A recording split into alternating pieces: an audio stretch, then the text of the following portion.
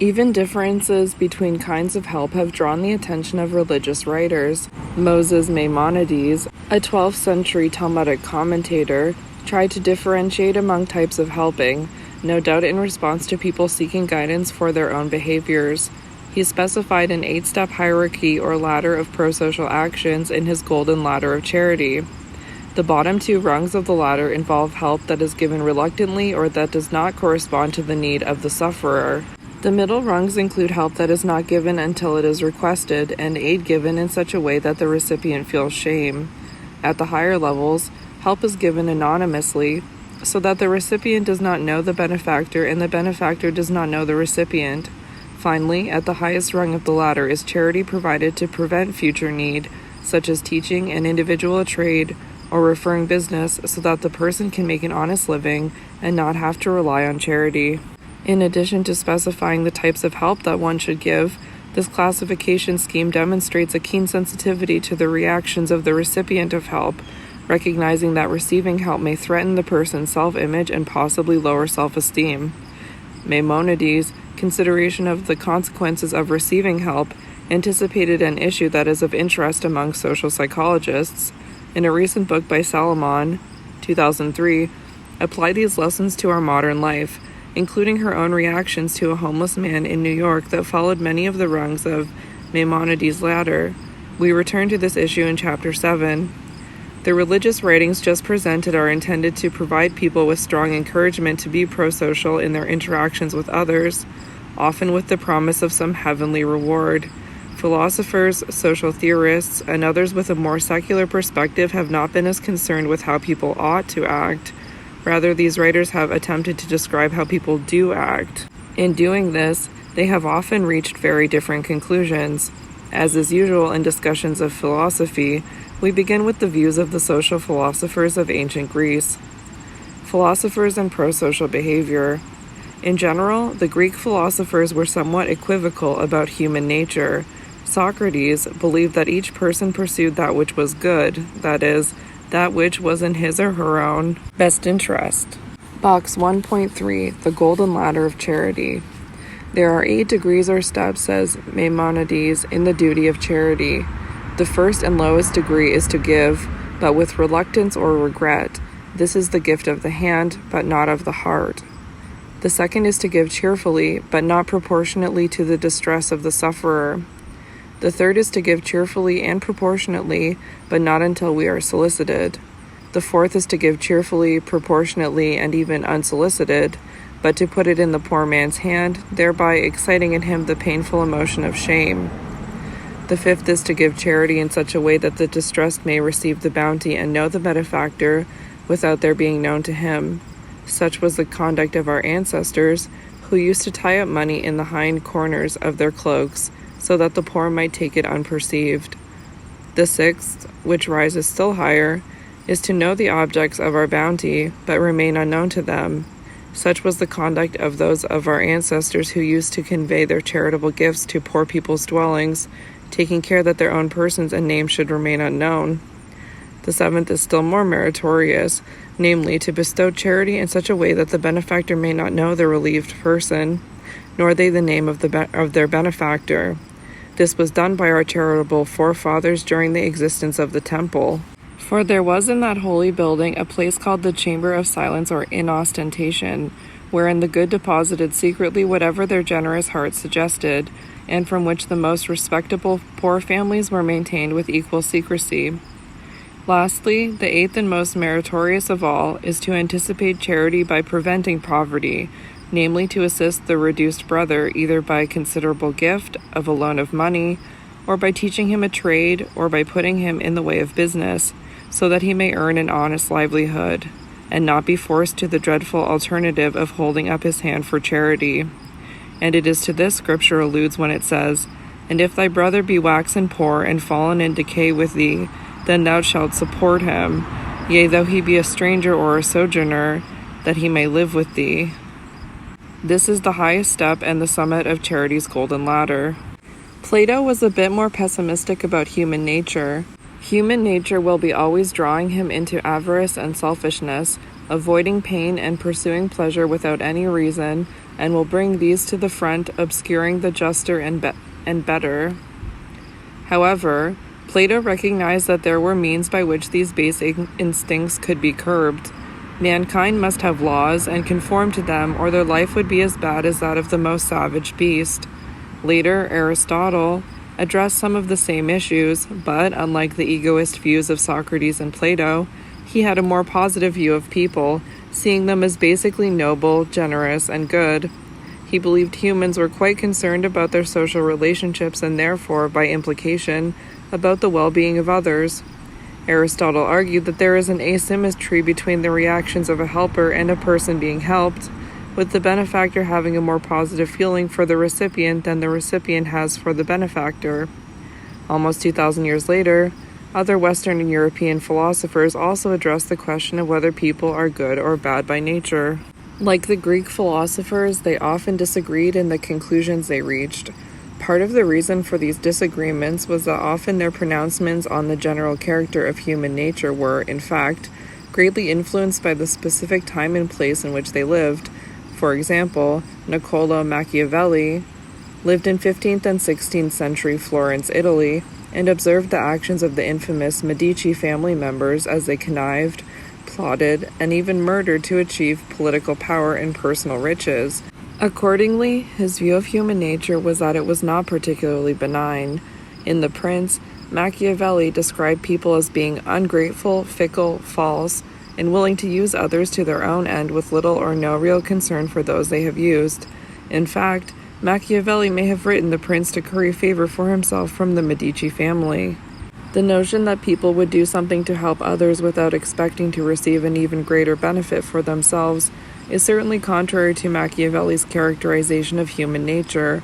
The prince may be generous to his subjects, but the pragmatic reason for this generosity is to avoid being hated and to avoid running the risk of being overthrown.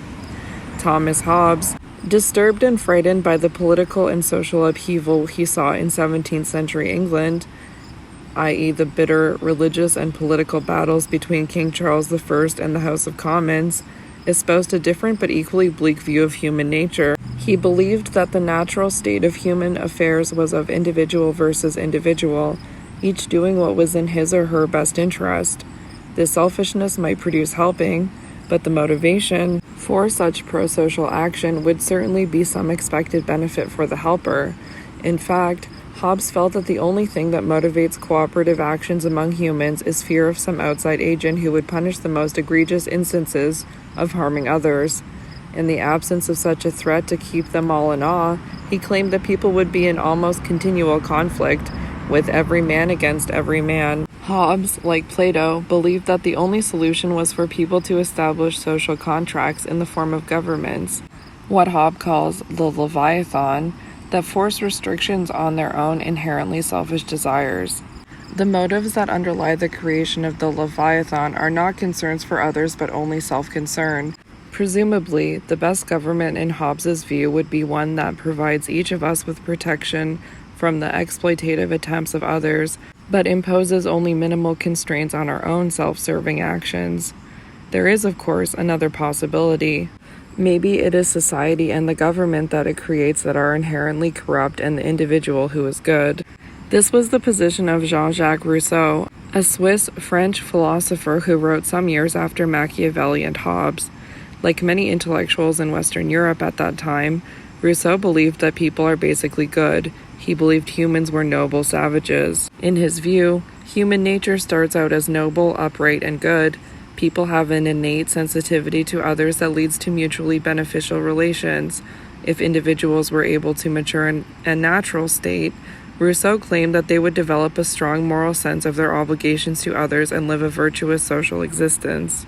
As things normally occur, however, this virtue is gradually eroded and corrupted by societal institutions, such as the excesses of French society that Rousseau observed and that ultimately led to the French Revolution in the 18th century.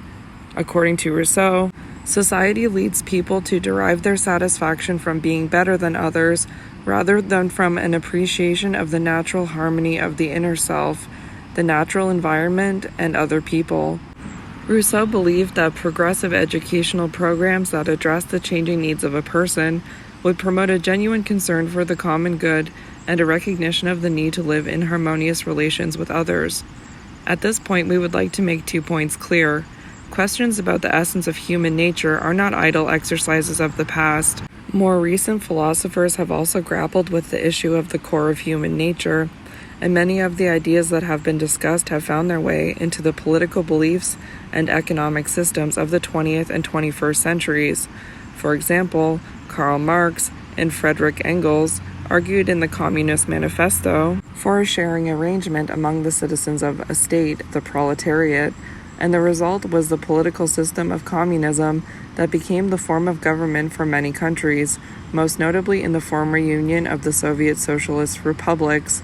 To a certain degree, communism is still the dominant political economic philosophy in the People's Republic of China. The prescription for communal living and the benchmark for communist ideology were captured in the phrase, "from each according to his ability, to each according to his need."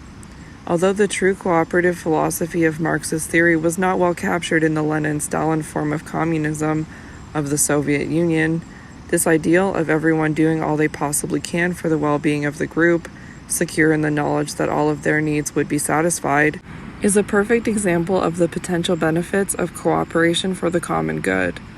At roughly the same time as Marx and Engels were introducing their views in Europe, various so-called utopian societies emerging in the United States during the mid-1800s strove for a truly communal lifestyle, including the Amana colonies of Iowa, the Oneida community of New York, and New Harmony in Ohio. These groups often began as small, closed communities in which all work and production was done by the members of the group. The critical point to recognize in the charters and constitutions of these communal living experiments is the high value placed on cooperation and sharing of good and bad by the adherents of the groups, who often gave up successful careers and moved away from their families to be a part of these communities. Unfortunately, problems seemed to emerge when more self-serving motives began to arise in some individuals in the group, leading to internal rifts that often brought an end to the communities. The utopian societies and the pure form of communism were based on the assumption that the common good could be achieved and everyone would prosper if everyone pulled together and contributed their fair share to the well-being of the community. A more recent social philosopher, however, proposed a very different view of what was necessary for the greater good to be achieved, reflecting a very different view of human nature. Ayn Rand, author and playwright of the middle part of the 20th century, touted the egoistic approach to life in many of her writings, including The Virtues of Selfishness, 1964. Her objectivism philosophy advocated rugged American individualism and what she called the morality of rational egoism, in sharp contrast to the virtues of cooperation and communitarianism. She saw the pursuit of one's own self-interest as being the highest form of morality and, conversely, selflessness as the deepest immorality. In a 1964 interview in Playboy magazine, she conceded that there is nothing wrong with helping other people if and when they are worthy of the help and you can afford it. But she argued, "What I am fighting is the idea that charity is a moral duty and a primary virtue." For Rand, to pursue one's own happiness is the greatest value, and self-responsibility for one's actions was a major focus of her philosophy. In addition, this notion of self-interest is very much in line with the writings of Adam Smith, who believed that if each person pursued his or her own best interest, an invisible hand would lead to the best outcome for all. The roots of capitalism and the United States free enterprise system can be traced back to Smith's beliefs, espoused in The Wealth of Nations, 1776. It may not be surprising to find that such influential free market economists as Nobel Prize winner Milton Friedman and Alan Greenspan, retired chairman of the Federal Reserve Board, which sets interest rates and other economic policies of the United States, were among Ayn Rand's devoted followers. Folktales, legends, religious teachings, and moral philosophies inculcate the members of a society and culture with the values that guide their lives and also provide us with a rich conceptual background for the study of prosocial behavior.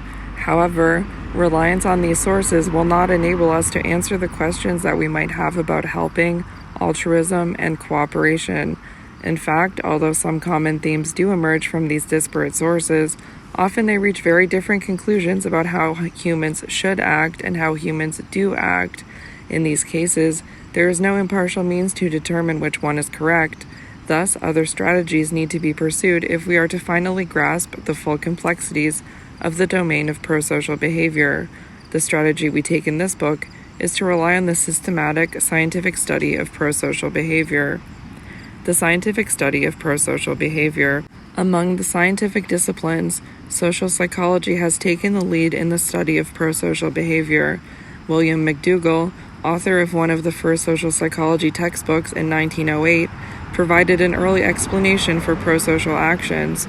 According to McDougall, social behavior is governed by a set of primary instincts: flight, repulsion, curiosity, pugnacity, self-abasement, self-assertion, and parenting, which are capable of prompting thought and action. These instincts are inextricably linked to corresponding emotions, i.e., fear, disgust, wonder, anger, subjection, elation, and tenderness, respectively. Of particular interest for our purposes is the parental instinct and the associated tender emotion that McDougall posited as being at the root of prosocial behavior. He suggested that a mother's care of her child is the prototype of the parenting instinct, and he argued that it can be more powerful than any of the other instincts. McDougall claimed that the tender emotion is not equivalent to sympathy, but he believed that the prosocial behaviors of generosity, gratitude, love, pity, true benevolence, and altruistic conduct of every kind arise from this instinct and its corresponding emotion. McDougall's approach to understanding social behavior in general, and prosocial behavior in particular, sought to identify the underlying processes responsible for this facet of human action. The folktales, religions, and moral philosophies presented earlier were primarily concerned with the description and prescription of prosocial behavior, focusing on how people do act or should act, rather than trying to understand why they act as they do. McDougall's emphasis on questions of why people act as they do represented a major shift in the study of prosocial behavior. Unfortunately, however, the methods of investigation that were available to McDougall in the early 1900s did not lend themselves well to answering the questions that he sought to answer. Moreover, the growing influence of behaviorism, for example, Watson, 1913, during this period, seriously limited the impact that any instinct-based theory could have on the field of psychology at that time. McDougall had to rely on the same procedures that the early philosophers had used in their attempts to understand helping, a critical conceptual analysis of the phenomenon of interest that ultimately relied on intuition, authority, and rationalism. Although often enlightening, the claims made by those who employed such strategies suffered from a lack of observable, objective kinds of evidence that would support them. Without empirical, objective data, people are forced to rely solely on logical arguments of an authority rather than on direct observations to verify the authority's conclusions. Perhaps it was for this reason that for almost 50 years after McDougall's introduction of the topic, there was little interest among psychologists in the study of prosocial behavior. Beginning in the early 1960s, however, researchers began to recognize the important role of prosocial behavior in the ways individuals and groups functioned, and then things changed even more dramatically in the mid-1960s. The event that is frequently cited as being responsible for this change was the murder of a young woman known as the Kitty Genovese incident. As Catherine Kitty Genovese returned from work to her home in Queens, New York, early one morning, she was attacked and stabbed repeatedly by a lone assailant. Although at least 38 others listened or watched in silence from their apartments, no one came to her assistance. 30 minutes after the attack had begun, one of the anonymous witnesses finally reported the incident to the police. By then, it was too late to help. Miss Genovese had died of her wounds. Ms. Genovese's murder drew the attention of the general public and social scientists alike. The apparent callousness and indifference of people who live in big cities, especially New York City, were widely condemned in the popular press. What could possibly have caused such apathy? Kitty Genovese's murder also attracted the interest of two social psychologists, Bib Latané and John Darley, but rather than approaching the event from the perspective of philosophy, offering more social commentary, or using a critical conceptual analysis, they applied the contemporary methods and knowledge of social psychology to understand this unfortunate incident more fully. In particular, Latané and Darley used the experimental method to find answers to many of the questions raised by Miss Geneviese's murder. For example, why did none of her neighbors leave their apartments to give her protection?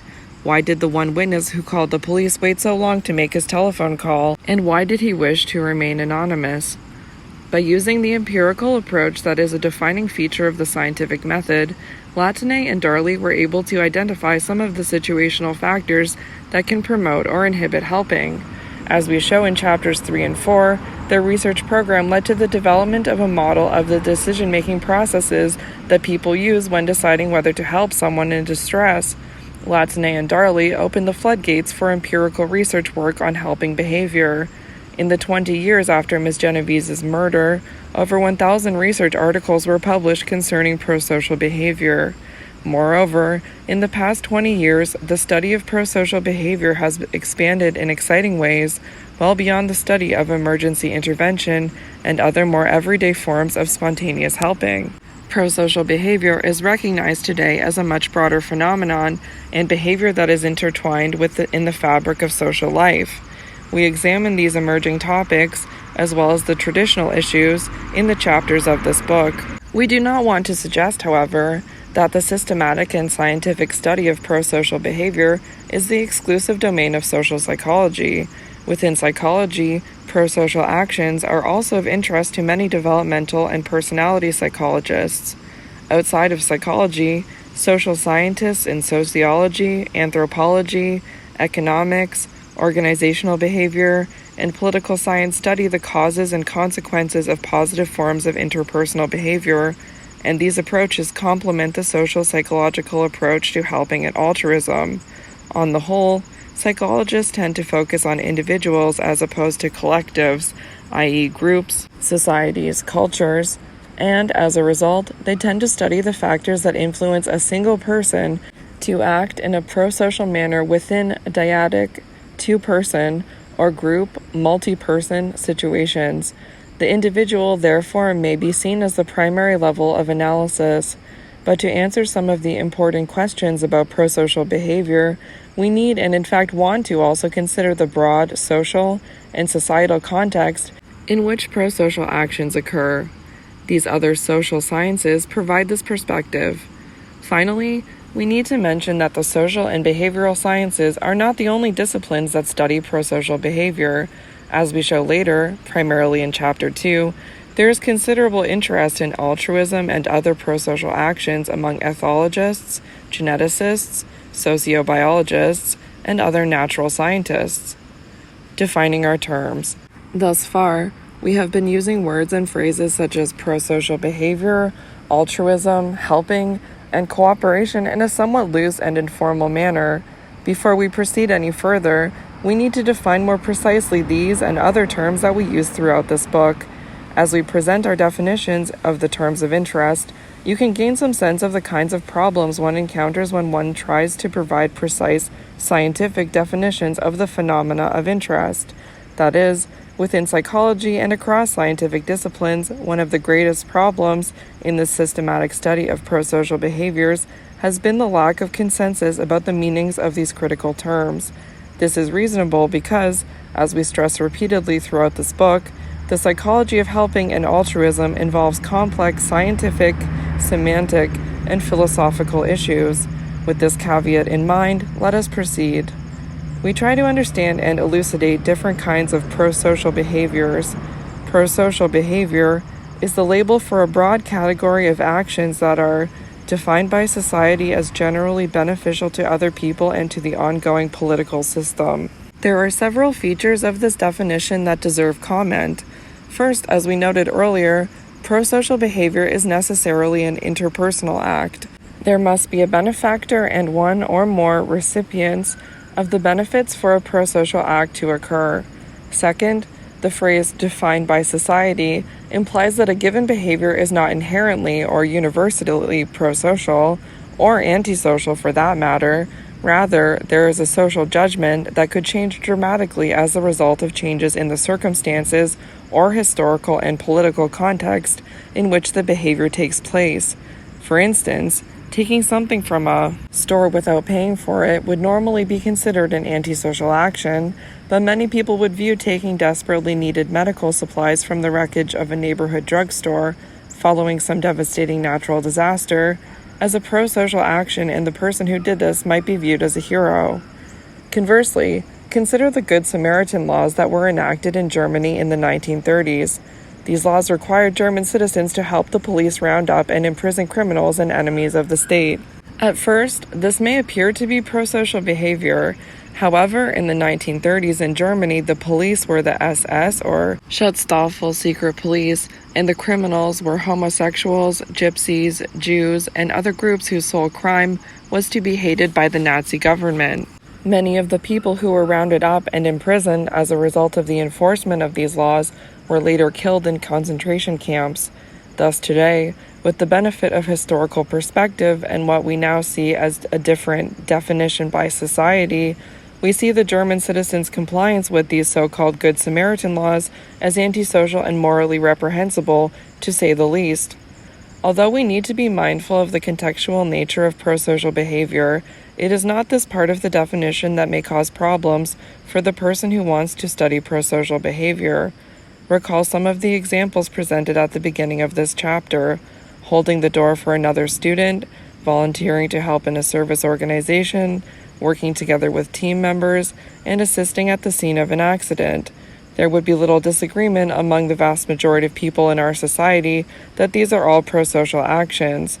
The problem with the term prosocial behavior is that it may be too broad for some of our purposes. It can be used to describe an extremely wide range of actions. In many instances, the term does not capture the important distinctions between and differences among the various kinds of prosocial actions in which humans engage. To answer many of the important questions about the phenomena of interest, we must try to distinguish among three subcategories of prosocial behavior: helping, altruism, and cooperation. Helping. The category of greatest interest to this book is helping, which we define as an action that has the consequence of providing some benefit to or improving the well-being of another person. The definition for helping is not particularly stringent.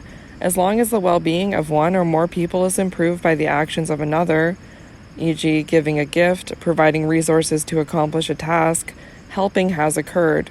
In some cases, such as donating money to a charitable organization, the benefactor may not even come into direct contact with the recipient of aid. In an attempt to identify categories of helping, McGuire, 1994, asked college students to list the different kinds of help they had received from and given to friends, casual acquaintances, and strangers. The most frequent helping behavior reported by the students was helping someone with a homework assignment or schoolwork. McGuire used the students' answers to generate a classification scheme for different kinds of helping behaviors. According to her analysis, there are 4 kinds of helping. A. Casual helping. Doing some small favor for a casual acquaintance, such as lending the person a pen. B. Substantial personal helping. Expending some considerable effort to provide a friend with tangible benefit, such as helping the friend move into an apartment. C. Emotional helping. Providing emotional or personal support to a friend, such as listening to a friend's personal problems. And D. Emergency helping. Coming to the aid of a stranger with an acute problem, such as helping the victim of an accident. Just as college students can identify different kinds of helping, literally hundreds of different kinds of behaviors have been used by researchers studying helping behavior. These include simple tasks, such as telling a stranger what time it is, picking up dropped pencils, or contributing to a service organization, and more difficult tasks that require a significant commitment of time and/or energy, such as chaperoning a group of teenagers to the zoo, or helping a heart attack victim. Because Kitty Genovese's murder stimulated much of the work in this area, many researchers chose to use experimental methodologies and situations that would fit in McGuire's category of emergency helping. Many of these helping studies have been conducted in laboratory settings, but many others have been field experiments conducted in naturalistic situations. For example, Pilyavin and Pilyavin, 1972, staged emergencies in the subways of Philadelphia to determine if the presence of blood would affect bystanders' rate of helping a victim, actually confederate of the experimenters who had collapsed. Still other studies have used questionnaires, interviews, and naturalistic observations to study helping. There is virtually no limit to the number of the behaviors, kinds of settings, and variety of methods that have been used to study this phenomenon. In an attempt to provide a clearer picture of what helping really is, Pierce and Amato, 1980, proposed a classification scheme, or taxonomy, that categorizes helping situations along 3 critical dimensions. See Figure 1.1. On the basis of their analysis, they suggested that helping situations can be rated according to the extent to which the help is planned and formal, e.g., volunteering to serve as a buddy for a person with AIDS, versus spontaneous and informal, e.g., telling someone they had just dropped a package. Helping can also differ according to the seriousness of the problem, e.g., the difference between giving change to make a telephone call and giving aid to a heart attack victim. Finally, helping situations can differ in terms of whether the help involves indirect giving of assistance, such as making a donation to a favorite charity, or doing something directly to help the person in need, such as pulling a young child from the path of a speeding car. Although Pierce and Amato's and McGuire's taxonomies differ somewhat from one another, they both suggest to us 2 important conclusions about helping. Not all helping is the same, and the factors that affect helping in one set of circumstances may not have the same impact on helping in other situations. You can find examples of both these conclusions in every chapter of this book. In fact, we examine in great detail the differences that exist between the kind of emergency intervention and spontaneous helping that first spawned research in this area, and more recent work that investigates the nature of long-term helping. And in the final chapter of the book, we propose alternative models that capture and specify how these 2 categories of helping differ. Altruism. The concept of altruism is very closely related to helping, but if we return to the definition of helping that we just presented, we can begin to see how the 2 concepts differ. In our definition of helping, the intent of the benefactor and whether or not the benefactor also benefits from helping were not at issue. This is not the case for altruism. Altruism is often seen as a specific kind of helping with some additional characteristics that concern the helper's intentions and benefits. In general, helping researchers in social psychology have reserved the term altruism for cases in which the benefactor provides aid to another without the anticipation of rewards from external sources for providing assistance. This definition is consistent with a more recent definition of altruism offered by Aronson, Wilson, and Ackert, 2004. Altruism is helping purely out of the desire to benefit someone else with no benefit and often a cost to oneself.